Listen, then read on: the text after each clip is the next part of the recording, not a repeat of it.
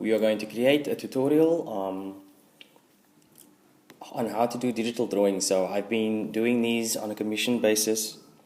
I started doing them on a commissions basis, but I've done quite a few fan arts and a few free arts for people who helped me out with my crowdfund when I tried to crowdfund for a camera to continue with my creative work. So, as part of tutorials for dumbasses, I'll now give you guys tips on how to do this if you know how to use Photoshop and you would want to create it on your own. It's not that it's easy, but it's also not that hard. So if you know a little bit about Photoshop and the software, you might be able to do it. So I'm just going to do a quick squiz with my daughter as a model. Her name is Luna. She's cute and naughty at the same time. So what you'd want to do is you'd start with a base. So color pick, skin tone, try to take a neutral skin tone. Maybe something a bit lighter than that.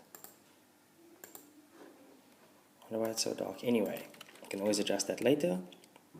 And then you start to draw the base outline of the face.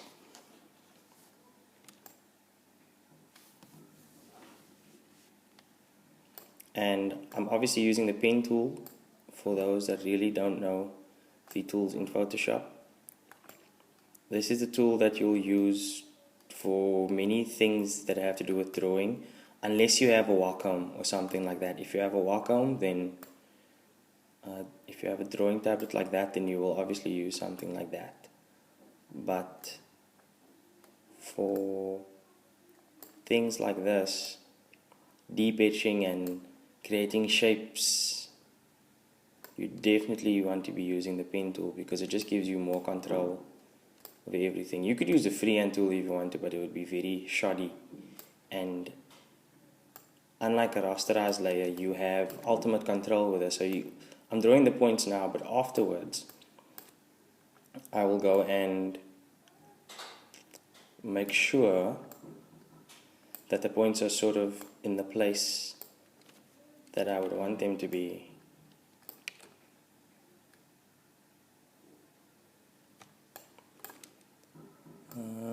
So yeah, just move a few points around. So now what you would do after you have a base face like this sorted out, you would just bring the transparency down all the way, actually, not even a little, and then just zoom in, and then you can take your pen tool and start to define and refine where your points are after your initial plotting.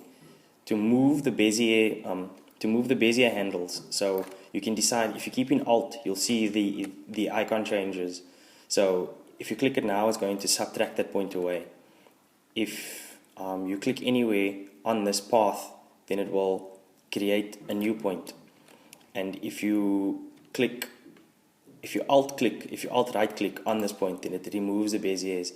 But if you alt right click and drag, then it creates a bezier handle that you can move around. And bezier handles, God bless his soul, who created them, I forget the physicist, the mathematician's name that created them, are quite simply the best way to create and to manipulate things, not only in software like Photoshop, but in 3D software when you're creating splines and things like that to create your 3D shapes with. They give you lots of control. Now the tricky thing here with splines, not with splines, with Bezier curves, is that you mustn't fall into the trap of having too many of them. Less is more. You need just enough of them so that your shape takes form.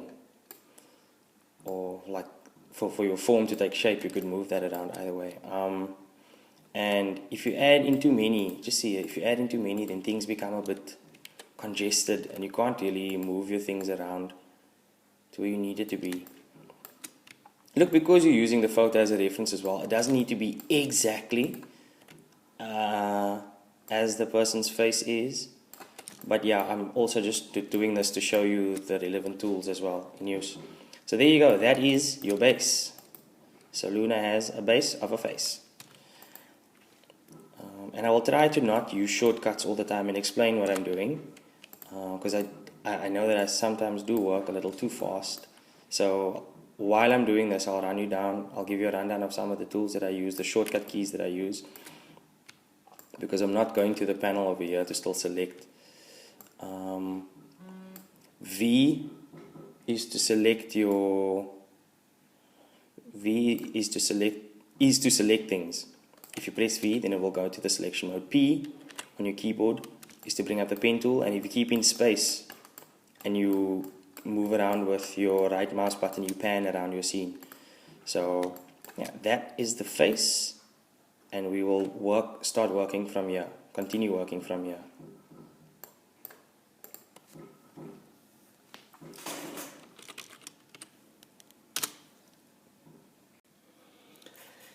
And as I thought, the screen recorder messed up, so I hope I've recorded it on my iPad as a backup. It might look a bit weird, but I now know that the screen recorder messed up. So I will now keep recording on my iPad, and although it will look weird, you will at least see what's happening. Maybe someone should do a tutorial for me on how to use a freaking screen recorder.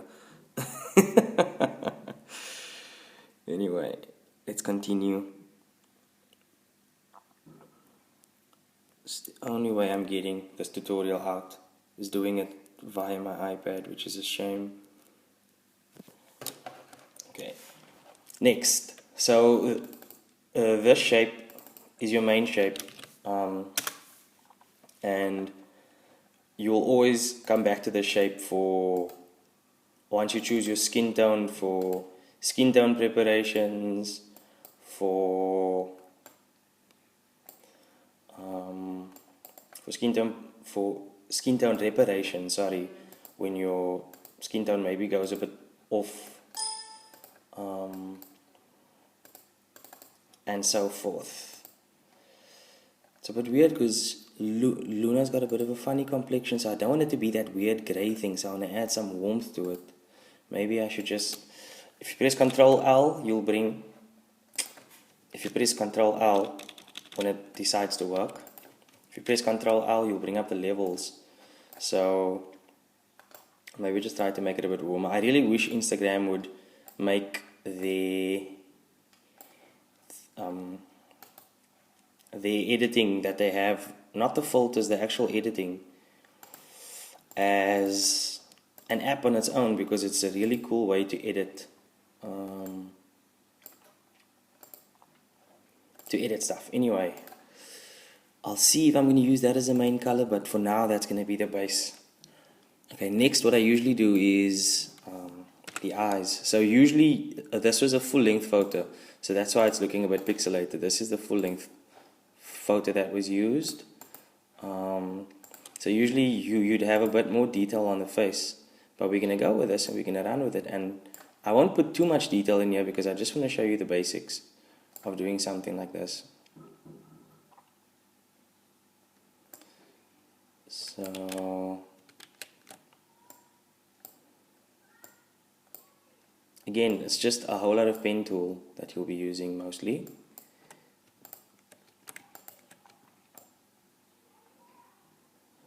And you're just going to be adding layer after layer after layer after layer of pen tool.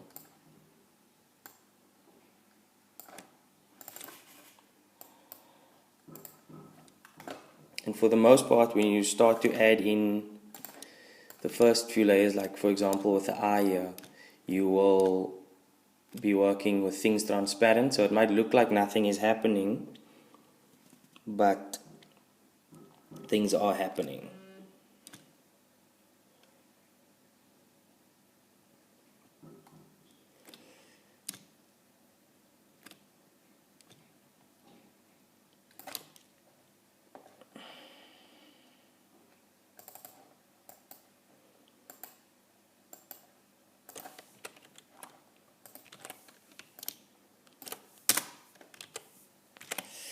There, I just duplicated that to make it smaller, and I will switch on the layers now.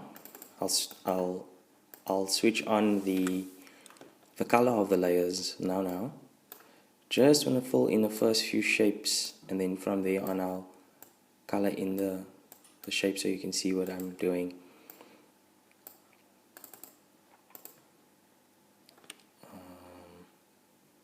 Okay, so I think I'll start to let those shapes be filled out now. Now I'm not making my child a demon. That is just a layer that's going to be underneath the eye. And then that's the actual white of the eye.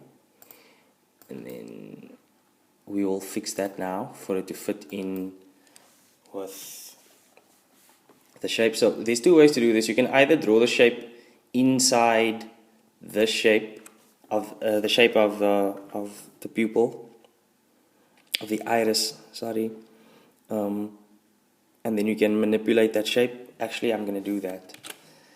Or you could use I'll show you the other way, perhaps on the other eye. So this is a more accurate way of doing it. You create points over there, you bring it down, and you just make sure that you fill it in properly. There's a way to mask it if it's a bit out of place, but that should be good. Then how I'm going to mask it here, oh, it's a bit too close up. If you zoom in too much, you lose some of the detail because you get lost in all of the pixels that you see. So what I usually do then is I just on this side, because this part of the eye is usually a little bit darker, do something like this.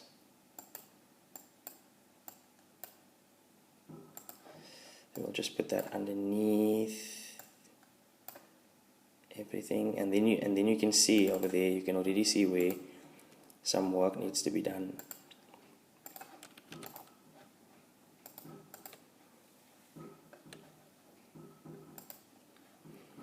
Then there was some nice eyelash work that I saw I could fill in here. So then she's got very long eyelashes. Just make it like this. It's funny, women like to have nice eyelashes, but it's usually babies, toddlers, and men that have long eyelashes. And then they have to do all sorts of Maybelline stuff to get the long eyelashes. And we can make this black, or maybe just a dark browny, reddy brown sort of a thing, maybe even darker than that. Something like that. Okay, then we'll do eyebrows. I'm trying to not rush through everything, but I'm also trying to not make this too long. Otherwise we're going to sit with a very long tutorial. And I know because I'm doing it on my iPad, it might not look the best. So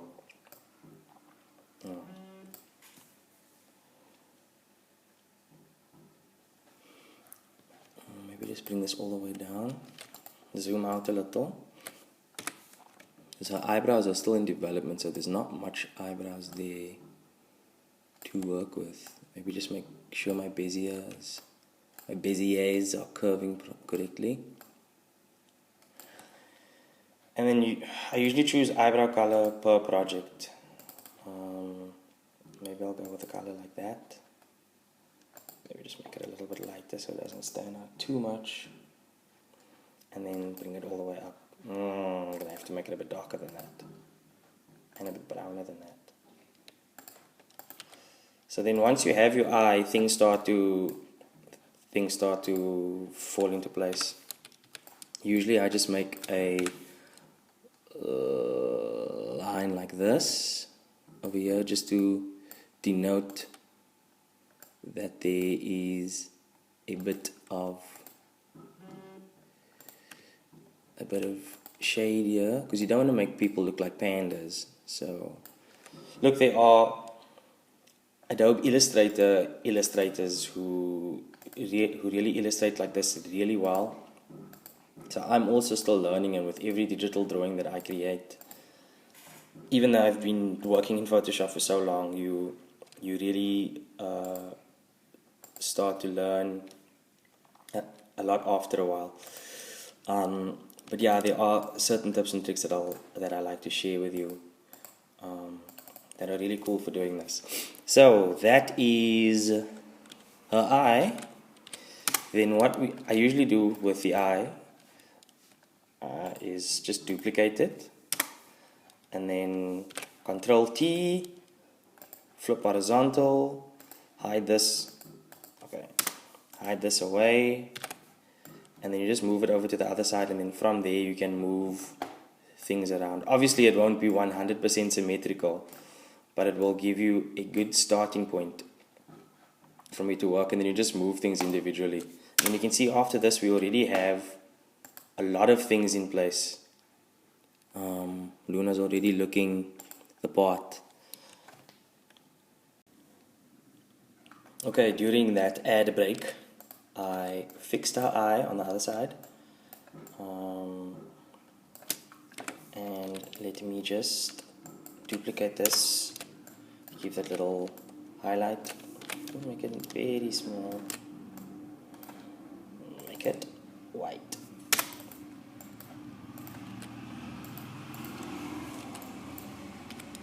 So again, this is just the basics.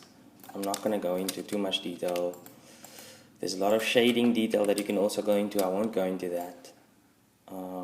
Just doing the very basics, just to show you how to get started on something like this, and then maybe just show you a little bit about the shading.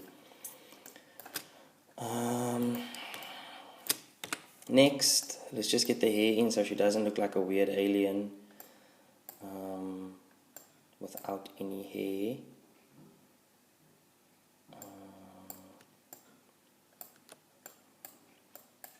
I'm very glad that her hair is tied.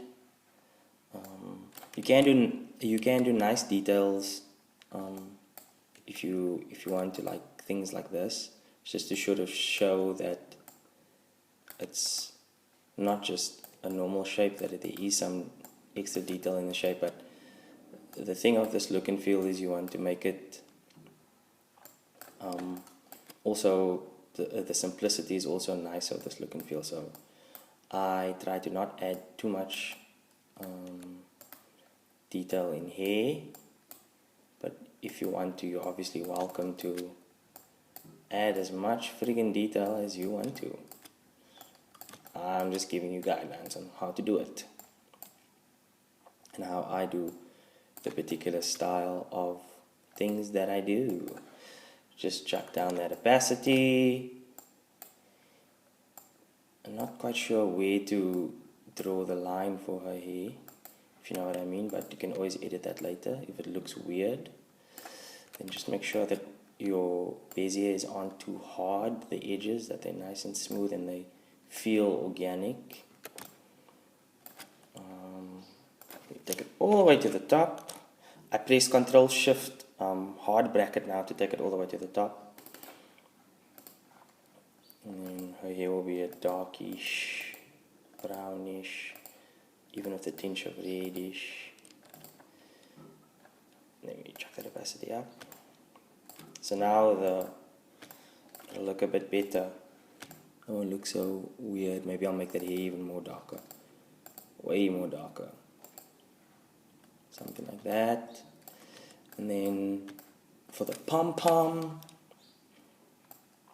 again, I say you can add details like shading and things like that, but this is just to get a basic look and feel out for the hair. So I can feel myself rushing a little, but I don't want to make this tutorial too long. You can always add shading in there by drawing in various shapes. And then I'm definitely not going to do that funny that funny pom-pom that I did. I'm just going to make a hair sort of go like this, and then sort of go off the, go off the page a little, and then go in there. Because it's underneath, we can go in it like that, like that. You can always adjust it later. So for now, Luna is looking good. I'm gonna have to draw her ears in just now as well. It feels like her ears Lekker bakoortjies is something that is definitely missing. So let's just throw in the basic throw in the basic shape quickly for that. Maybe just bring that point down.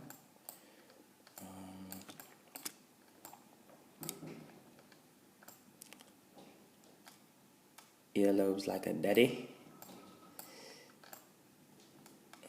Don't mind the color, I will change that now.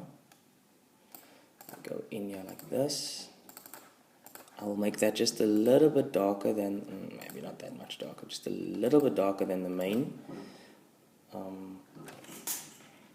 Just below the hair. And then it will eventually go into its own folder as well. This grouping of the things is very important because you're capable of finding your things easier. So maybe you don't rename all of your layers because that might take time, but then definitely group your unnamed layers in groups just to make navigating your scene, your project a lot easier. Otherwise you're going to get lost very quickly. I'll make that quite a bit darker, and then the rest of the shapes I will make not so dark. Okay, maybe that one will be the same as the previous one. Maybe let this come into the light, make that the same one, and then maybe make this one just a little bit lighter than the main ear color. So you can see it's just a lot of stacking of pen tool things and moving around of bezier curves. Maybe just move this underneath here, bring the color out, and then bring the color out. That one must be this one, just a little bit darker. And then this will eventually go underneath the head, and then we will put it in its own folder and call it ear. That's fine by me. And then that ear, for the sake of time, we will press we can't Control J. Control J is usually duplicate, but in this Photoshop that I'm using, you can't Control J group, you have to manually do it.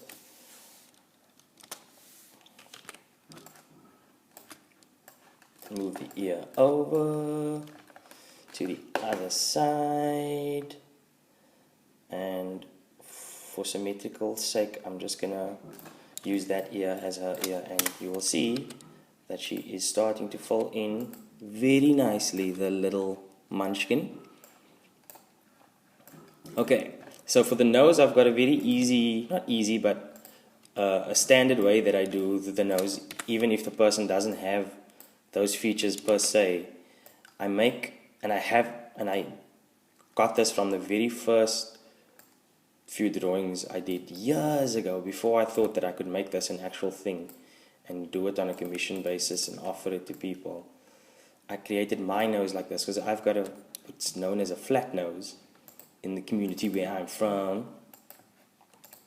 Plat neus soos 'n penny, which is funny because my name is Spencer and some people call me Penny. Spenny.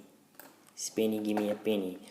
So I usually do that, and then I have a similar shape on the other side, and her nostrils are pointed. You can't really see the nostrils because of the way the angle of the camera is, because taking pictures of her, the camera is always, it's hardly ever eye level because she is obviously small. So I will make lines like that. Just copy the color. So 2 little lines like that, and then a nostril slash, I combine the nostrils with the bottom of the nose to make this nasal shape over here. So regardless of who I'm drawing, unless they have the nose is looking very funny or they're posing very funny, this is usually what I do. Boom. Usually make this a little bit darker.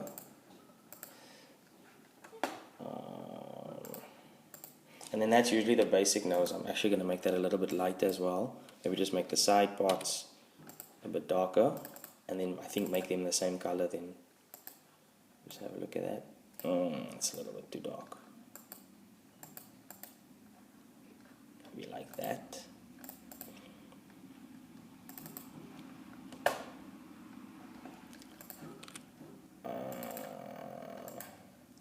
and then make this just not be so different from the others, just in the same vein maybe. So yeah, it's already looking very Luna-ish.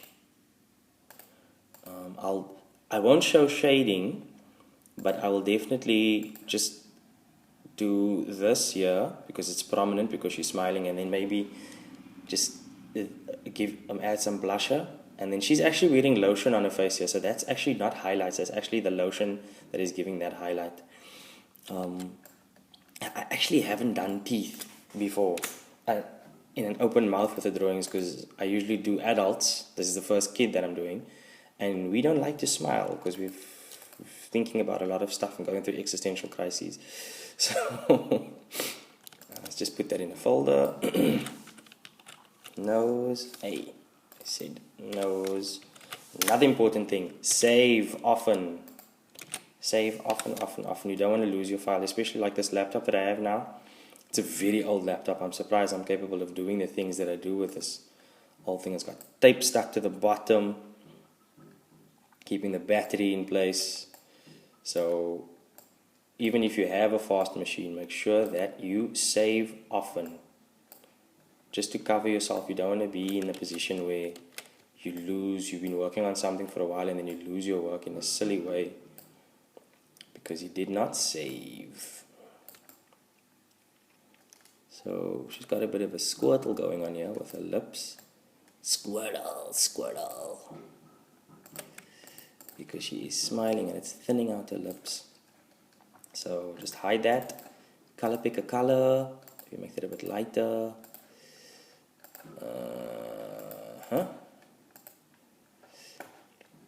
And then the bottom part, you're gonna have to do a nice darker shade of pinky red for that inside part.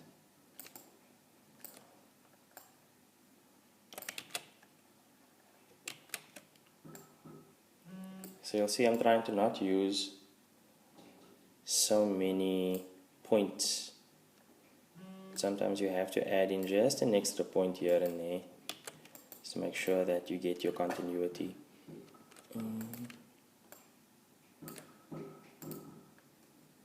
That's a small little teethies there.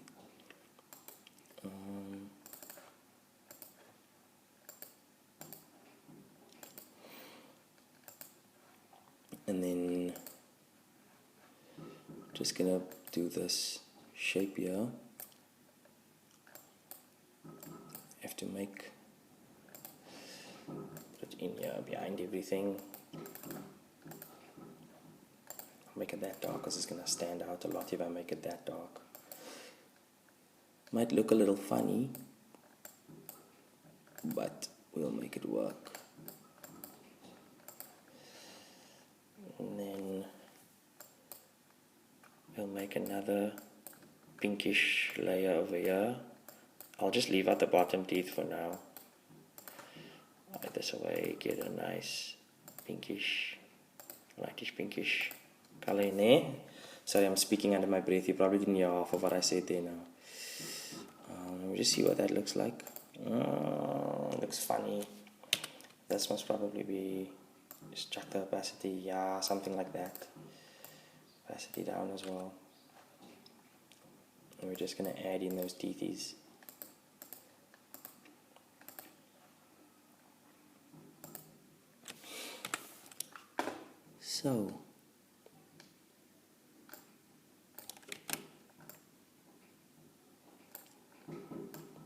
So this is a tutorial that I'm giving to you, but it's even a challenge for me because like I said, I've never done teeth and smiles before, and she's got interesting teeth because there's big gaps in between them because she's still obviously still a kid, so she doesn't have her adult teeth yet.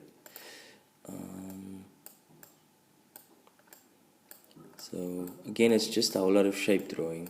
I think I'm going to merge these together just so that we don't end up with too many shapes.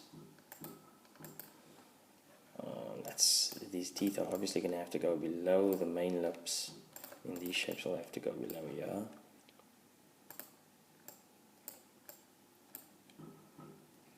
Jeez, 14 minutes already.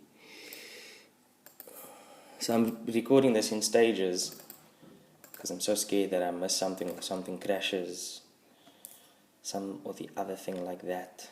Put this layer below. Maybe make this lip. I have to change some of the colors here. Maybe just make this something like that. I will see now how I can incorporate everything. Maybe, you know what? Just put like a layer beneath here of gum.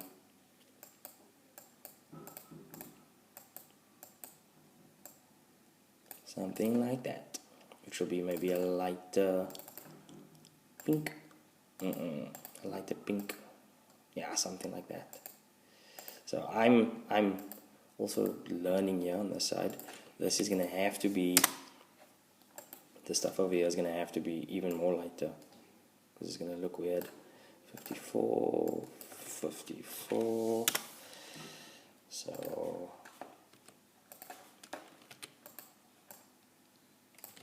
okay. So I can't just make it lighter. I'm gonna have to pick a color. No. So why I'm changing this now is because I use a transparency for it. It looked a bit funny.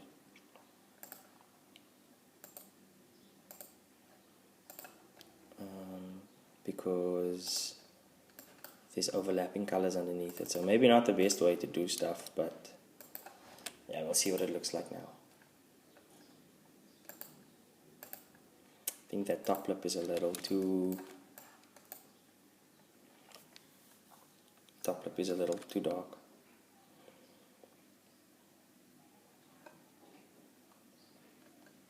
And I will change the colors of her face as well, because her face is looking very bleak.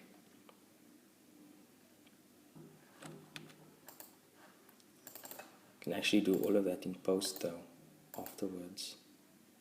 Something like that, yeah. So yeah, that's basically it. That's a very quick change of very quick sort of.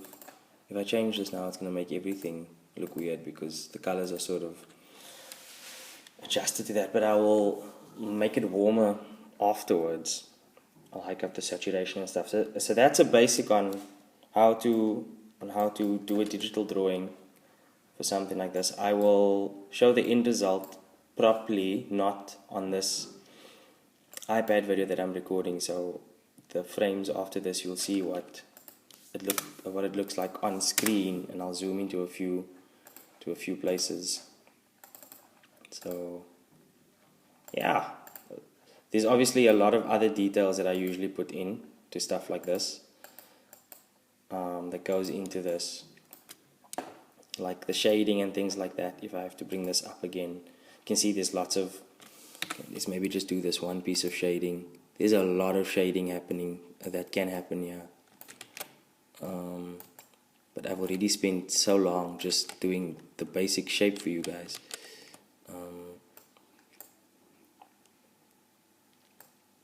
So this will be just a little bit darker than this.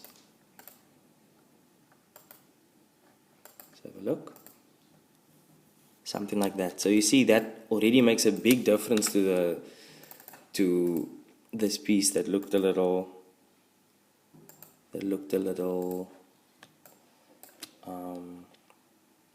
washed out a bit. And then we'll just pop that onto this side as well.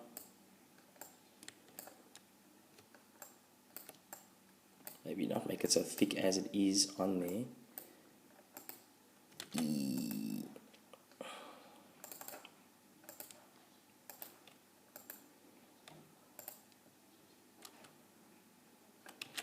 We just tighten this up a little because it's a very loose.